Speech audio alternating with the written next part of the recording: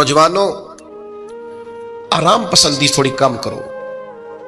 हर वक्त लेटना, हर वक्त आराम तलाश करना, ये कमजोर कर देता है जवानों। लक़द खलक़नल इंसान फी कबद, हमने इंसान को मुशक्कत में रहता हुआ पैदा किया। मैंने अभी दोस्तों से कहा है, फिर आपकी खिदमत में अर्ज करता हूं, रात हो गई है तकरीबन 11 घंटे की। 7 बजे इशा होती है और 6 बजे के बाद ही उमूमन सब जगहों पे फजर की नमाज होती है, तो 11 घंटे की रात बनती। बहुत ज्यादा भी डॉक्टर कहता है कोई सोए तो 8 घंटे सो ले, नींद पूरी है। अगर इशा के बाद मोबाइल करो जल्दी बंद, तो जरा सहरी में उठो, बंदा हो जवान और उठ के पड़े तहज्जुद, तो मजा नहीं आ जाता। और जो सहरी के वक्त दुआ का मजा है, जो दुआ की लज्जत है, नबी करीम अलैहिस्सलाम ने सुबह सुबह सैयदा पाक को आवाज दे के कहा, ये हमारी तालीम के लिए, फरमाया उठो, ये रब करीम से सवाल करने का वक्त है। पिछली रहमत, पिछली राती रहमत रब दी करे बुलंद आवाजा, ओ बख्शिश मंगन वाले कारण खुला जे दरवाजा। लेकिन हमारा मसला ये है कि जिस टाइम जागना है उस टाइम सोते हैं, जिस टाइम सोना है उस टाइम। एक गुजारिश तो ये है कि कोशिश करें इन रातों में तो कम से कम तहज्जुद पढ़ी जाए, और ये कोशिश करके देखें, मजा आएगा। और फिर इधर उधर लोगों को दुख बताने की बजाय ना, जब तहज्जुद की 2 रकते पढ़ ले तो सारा अपने रब की बारगाह में अर्ज कर दे, बोझ भी हल्का होगा दिल का, राज भी रखा जाएगा और करम भी हो जाएगा।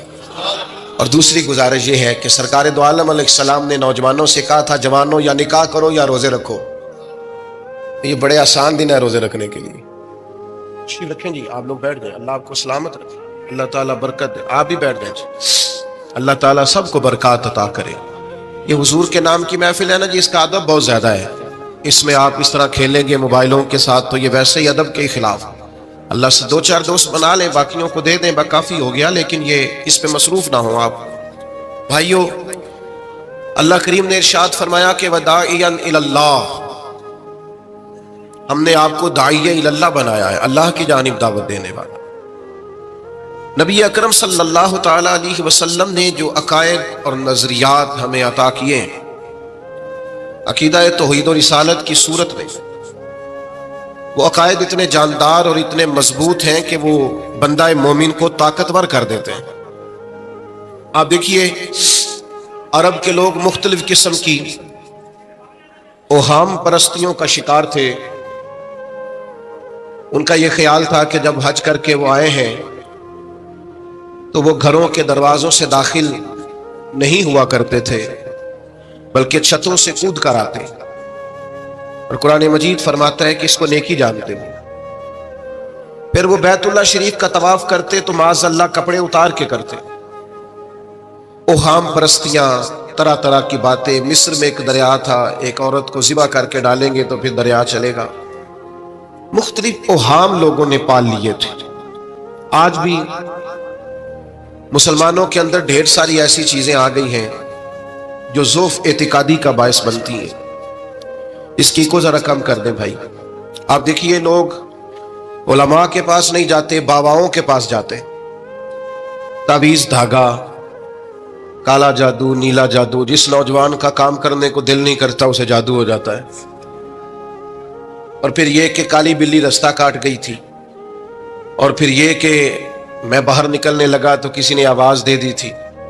अजीब किस्म की ओहाम परस्तियों का लोग शिकार है।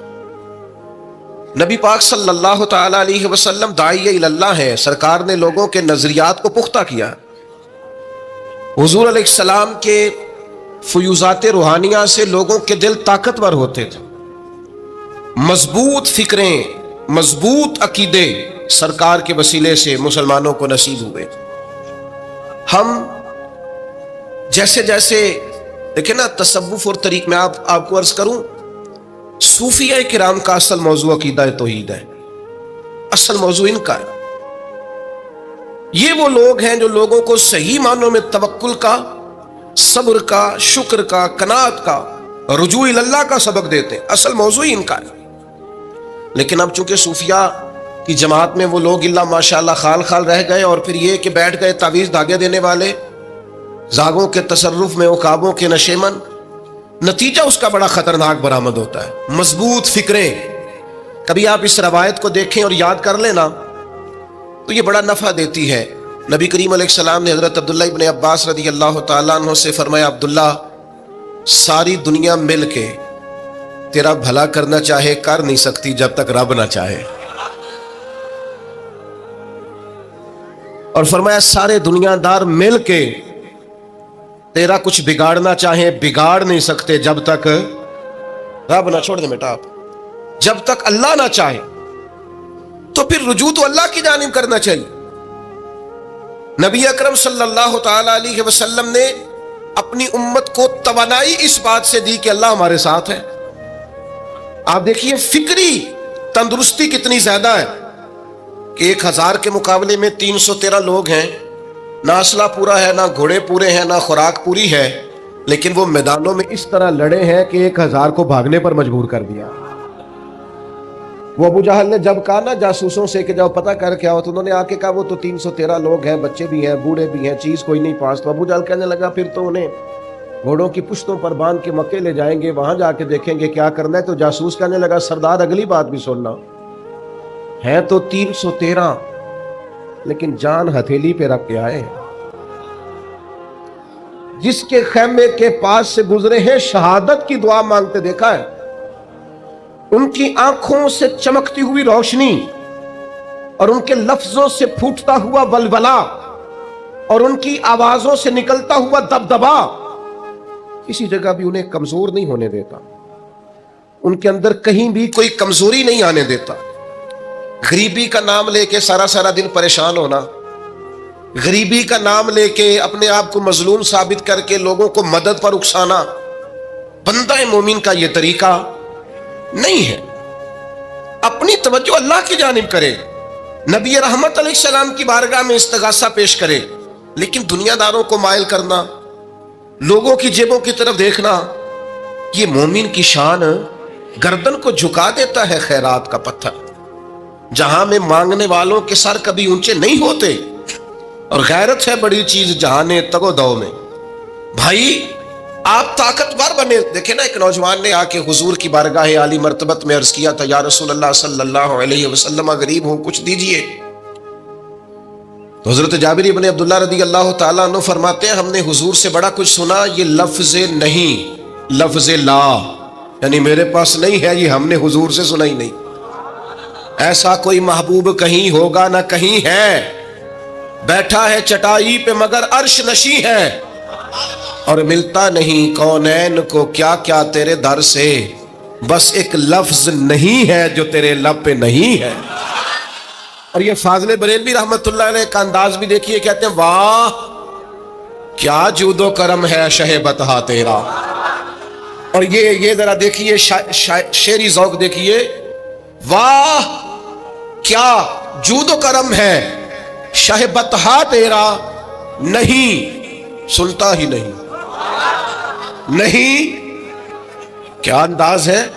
اب یہ کیسی زبان ہے اور کیسا یہ محاورے کا استعمال ہے، جو شعری ذوق رکھتے ہیں وہ سمجھیں، کہتے ہیں نہیں سنتا ہی نہیں، کون؟ مانگنے والا تیرا۔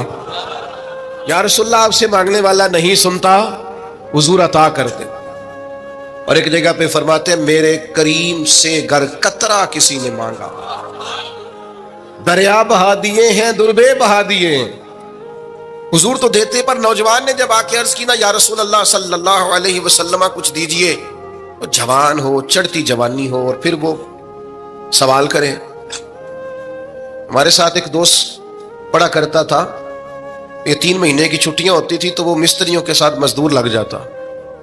ہم نے اسے کہا یار تو مطلب 9th 10th کے اندر مزدوری کرنے جانا، تو کہندا سی یار میں قد میرا ایڈا بڑا ہوں، ابا جی کو مانگ دیا شرم آؤندی۔ یہ سوچ نوجوانوں میں پیدا ہونی ضروری ہے، اب میں ابا جی سے مانگوں، مجھے تو دینا چاہیے۔ اس نے آ کے عرض کی یا رسول اللہ صلی اللہ علیہ وسلم کچھ دیجئے، تو حضور فرمانے لگے تیرے پاس کچھ بھی نہیں۔ اس نے کہا ایک پیالہ ہے میرے پاس گھر میں اور ایک کمبل ہے۔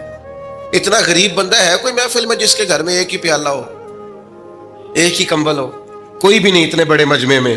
لیکن اگر کوئی ہماری غریبی کا رونا پوچھے تو میرا خیال ہے ہر تیسرا بندہ دوسرا بندہ غریب ہے، اور بڑا ہی غریب ہے۔ ایک پیالہ ایک کمبل، کریم نے فرمایا لے کے آؤ، وہ لائے۔ تو محبوب فرمانے لگے کون خریدے گا؟ ایک نے کا 1 دینار، ایک نے کا 2 دینار. محبوب نے بولی لگوا دی، 2 دینار کا بیچ دیا. فرمایا جا 1 دینار کی روٹی لے جا. یہ نوجوانوں کو فکر دی کہ وہ انویسٹمنٹ بھی تم نے ذات سے اپنے گھر سے لینی ہے. وہ 10-15 ہزار کا ٹھیلا بھی کسی سے نہیں کہنا تو لگا کے دے.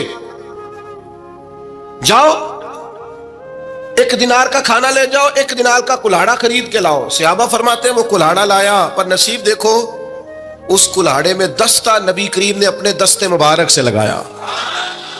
فرمایا جا جنگل میں جا کے لکڑیاں کاٹ اور بیچ، کھا بھی اور کھلا بھی، پی بھی اور پلا بھی، 10 دن مجھے نظر نہ آنا.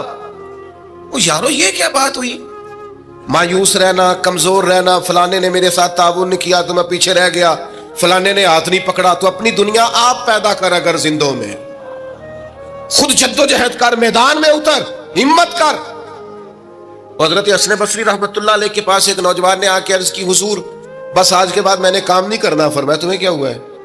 کہنے لگا آج میں نے عجیب منظر دیکھا ہے. میں نے دیکھا ہے کہ ایک شیر نے شکار کیا بکرے کا، آدھا کھایا ہے، آدھا منہ میں پکڑ کے پہاڑی پہ چڑھ گیا. وہاں ایک نابینا لومڑی بیٹھی تھی، باقی کا اس نے اسے کھلایا ہے. تو حضور میں یہ سمجھ گیا ہوں کہ جو رب اس نابینا لومڑی کے لیے بندوبست کرتا میرے لیے بھی کرے گا، لہذا میں نے کام نہیں کرنا. حضرت حسن بصری بڑا مسکرائے، فرمانے لگے کہانی میں کردار تو نے 2 دیکھے، ایک شیر ایک لومڑی. فرمانے لگے کیا بات ہے تیری، تو نے لومڑی بننے کا پروگرام بنایا، شیر بننے کا کیوں نہیں بنایا؟ تو شیر بننا، شکار کر، خود بھی کھا دوسروں کو بھی کھلا. یہ کیا بات ہوئی؟ امت کے جوان فائلیں لیے دفتروں کے چکر لگاتے اور اپنی بغل میں کاغذات لیے امبیسیوں کے پھیرے کاٹتے اور ایجنٹوں سے سوال کرتے کہ مجھے ملک سے باہر جانا ہے، کیا طریقہ ہے؟ یہاں رہ کے بھی محنت ہو سکتی ہے، اپنی مٹی پہ چلنے کا سلیقہ سیکھو. سنگ مرمر پہ چلو گے تو پھسل جاؤ گے. دوستو سنو، میرے کریم نے فرمایا جا لکڑیاں. ایک پیشہ برا ہے میرے بھائیوں، ایک پیشہ، وہ ہے کسی کے آگے ہاتھ پھیلانا. باقی دنیا میں کوئی پیشہ برا جو ٹھیلا لگاتا ہے اور مالٹے بیچتا ہے اور سیب بیچتا ہے، بڑا عزت والا آدمی. یہ شارٹ کٹ چھوڑ دو، دوسروں پہ بھروسہ کرنا چھوڑ دو. وہ شاعر ایک بیٹھا تھا نا، شاعر مجھ سے ناراض نہ ہو جائیں، تو کئی دفعہ وہ شعر و شاعری میں بھی ان کی حالت بڑی خستہ ہو جاتی ہے. جن دنوں لوگ پتلے کپڑے پہنتے ہیں، بعض شاعروں نے ان دنوں میں بھی موٹی چادر لی ہوئی ہوتی ہے. تو ایک جگہ بیچارہ بیٹھا تھا کونے میں، اللہ ماشاءاللہ سب کی بات نہیں، تو حالت ایسی خستہ تھی. ایک بندہ 5 روپے پھینک گیا، تو تھا خوددار، بڑی تکلیف کو اٹھا اپنے پیسے. تو اس نے کہا آپ کی حالت بتا رہی ہے، آپ کو ضرورت ہے. اس نے کہا ضرورت پڑی تو اللہ رسول سے مانگوں گا، تیرے سے کیوں مانگوں گا؟ شعر بڑا قیمتی کہا. اس نے کہا یہ آرزوئے کرم اور میں آپ سے کروں، یہ آرزوئے کرم اور میں آپ سے کروں، یہ بھیک اس کو دیجئے جس کا خدا نہ ہو. میں تو وارث ہے میرے اللہ رسول، میں کو لوارث ہوں کہ تیرے سے مانگتا پھروں؟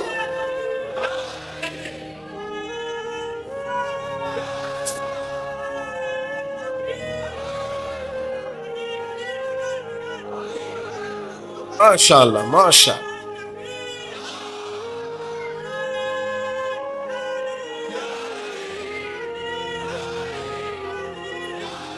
بس ہم سمجھے ہماری قیمت وصول ہو گئی. اگر خودداری پر نوجوان نعرے لگانے لگ گئے تو پھر تو بات بن گئی.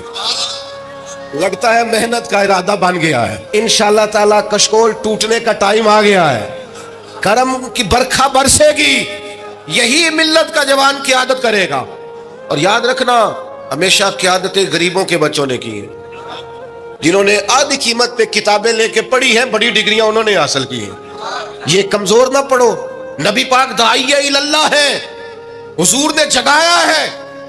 15 دن نظر نہ آنا، مزدوری کر. وہ نوجوان 15 دنوں کے بعد آیا. اب تیرا حال کیا ہے؟ اس نے کہا حضور پہلے ایک پیالہ تھا نا، اب سارے گھر کے برتن بن گئے. پہلے ایک بستر تھا، اب سارے گھر کے بستر. اور نوجوانوں ہم نے سہارا بننا ہے. ماں سے کہنا ہے اب تو نے آنسو نہیں بہانے، تیرا پتر بڑا ہو گیا ہے. بہن سے کہنا ہے اب تو کبھی پریشان نہیں ہوگی، تیرا بھائی بڑا ہو گیا ہے. بوڑھے باپ کے پاس بیٹھ کے کہنا ابا جی بس اب آنسو پوچھ دو، آج کے بعد پریشان نہیں ہونا، پتر جوان ہے. اپنی بیوی سے بچوں سے کہنا کہ کسی خواہشات پوری کرنے کے لیے تمہیں دیر تک انتظار نہیں کرنا پڑے گا، ہم میدان میں ہیں، بس اپنی مٹی پہ چلنے کا سلیقہ سیکھو، سنگ مرمر پہ چلو گے تو پھسل جاؤ گے۔ نبی پاک نے محنت کو سپورٹ کیا ہے، مشقت کو سپورٹ کیا۔ حضور علیہ السلام نے فرمایا سب سے بہترین کمائی وہ ہے جو تو اپنے دو ہاتھوں سے محنت کر کے کھاتا ہے۔ فرمایا اللہ کے نبی حضرت داؤد علیہ السلام محنت کر کے کمایا کرتے۔ سنگیوں کام کرنا۔ اور دوسری بات، بھروسہ اللہ رسول پہ، بھروسہ۔ ادھر دیکھو میری طرف، دنیا داروں سے امیدیں لگا لیتے ہو بہت زیادہ، تو دنیا دار بندے بیچارے کمزور ہوتے ہیں۔ جی یہ الیکشن کے دن تھے، گزشتہ سے پیوستہ الیکشن جو گزرا ہے، تو میرا ایک پیار والا دوست بھی ایک ایم این اے کے امیدوار کا بڑا ووٹر سپورٹر تھا۔ یہاں اس نے اس کا بیج فوٹو والا لگایا ہوا تھا۔ میں رات کو دیر سے جلسے سے لوٹ رہا تھا تو وہ کھڑا تھا باہر، اور اندر امیدوار صاحب تقریر کر رہے تھے۔ میں نے کہا ادھر آ، وہ آ گیا۔ میں نے کہا تو بڑا ووٹر سپورٹر ہے، جا تقریر سن جا کے، تیرا لیڈر تقریر کر رہا ہے تو باہر گھوم رہا ہے۔ کہتا ہے پیر صاحب جھوٹ پہ ماردا جو سارے جھوٹ بول رہا ہے، کرنا کرانا کچھ نہیں۔ تو میں کہ یار یہ ایڈے پکے ووٹر سپورٹر تو بھی پتا ہے کہ جھوٹ پہ ماردا ہے، تو ہم تو ویسے ہی سپورٹر نہیں ہیں، ہم نے تو کی محبت تو سیاست کا چلن چھوڑ دیا، ہم اگر عشق نہ کرتے تو حکومت کرتے۔ او بھائی، جب پکے ووٹر سپورٹروں کو امیدیں نہیں ہیں تو آپ کن سے امیدیں لگائے بیٹھے ہیں؟ آپ جدوجہد کریں، اور امیدیں اللہ رسول سے۔ نبی پاک علیہ السلام نے فرمایا جو رب پہ بھروسہ کرے گا اللہ کی رحمت اس کی کفایت کرے گی۔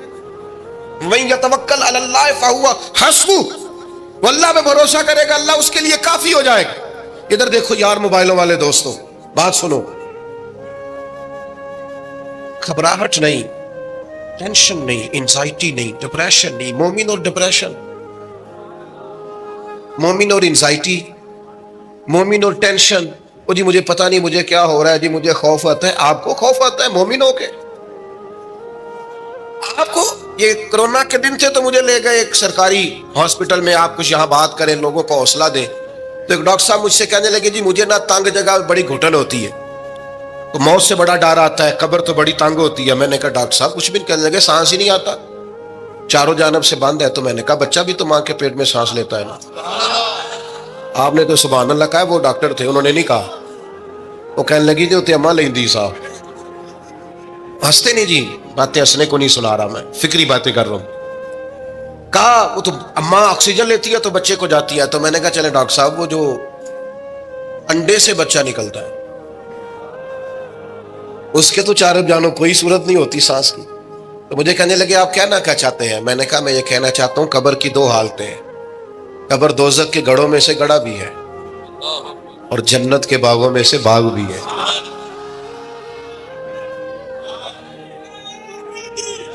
سنو یار، اللہ آپ کو خوش ہو، ماشاء اللہ۔ سنیں جی سنیں، میں نے کہا اگر کسی کا یہ ذہن بن جائے کہ مرنے کے بعد میں نے باغ میں جانا ہے، ایک منٹ کے لیے سوچو نا یار، یعنی ادھر قبر بند ہوئی تو نیچے باغ، اور باغ بھی معمولی نہیں، جنت کے باغوں میں سے باغ، اور باغ ایسا شاندار جس میں آنکھ کھلی تو پہلی زیارت ہی مدینے والے معبود کی۔